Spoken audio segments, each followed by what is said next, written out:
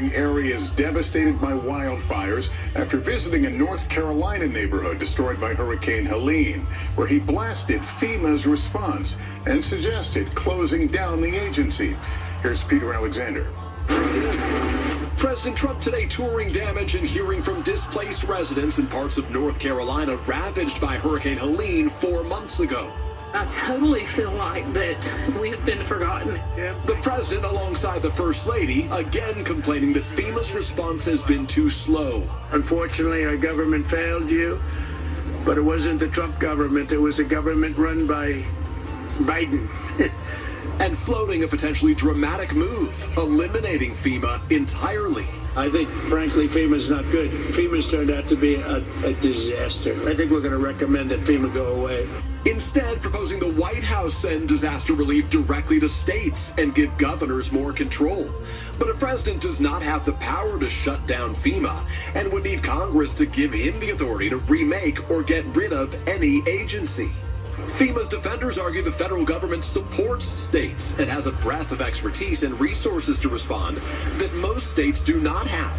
A top Democrat tonight panning the proposal. I mean, if there's one reason we're one nation under God, it's to deal with disasters. So no, we shouldn't get rid of it. Meanwhile, the president just landing in LA to visit the wildfire zone there, greeted by Governor Gavin Newsom on the tarmac, after repeatedly attacking California's Democratic leaders over the state's response to the disaster, and hours after detailing a pair of demands before he will offer more federal aid to the state. I want to see two things in Los Angeles. Voter ID, so that the people have a chance to vote.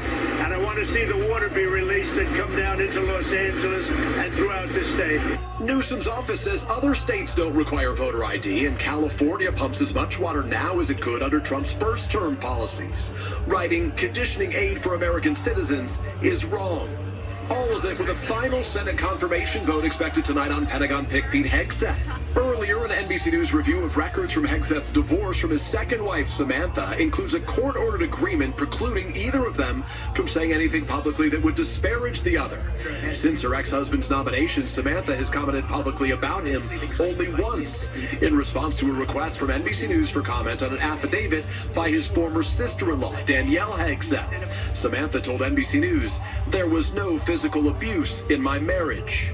And Peter, let's turn back to FEMA for a moment. The president is moving forward with his plan to eventually overhaul it. Yeah, that's exactly right, Lester. A White House official tells me tonight that the president is signing an executive order that will establish a task force to review and provide some of its suggestions to Donald Trump about what to do with the Emergency Management Agency. All right, Peter Alexander, thank you.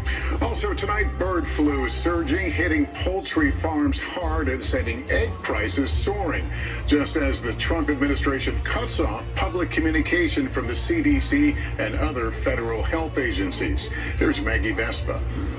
Tonight, a communications blackout for America's top public health agencies, with President Trump's acting HHS secretary instructing them to refrain from publicly issuing any document until it has been reviewed and approved by a presidential appointee. This as vaccine skeptic Robert F. Kennedy Jr. awaits confirmation as HHS secretary. The pause set to expire February 1st, with HHS saying they'll consider exceptions for mission-critical announcements on a case-by-case basis. But does America's bird flu crisis qualify? With new cases reported this month in at least 20 states, including at this New York duck farm, where nearly 100,000 birds are set to be euthanized. The virus infecting 67 people in the last year, killing one. Public health experts warn federal agencies can't go silent.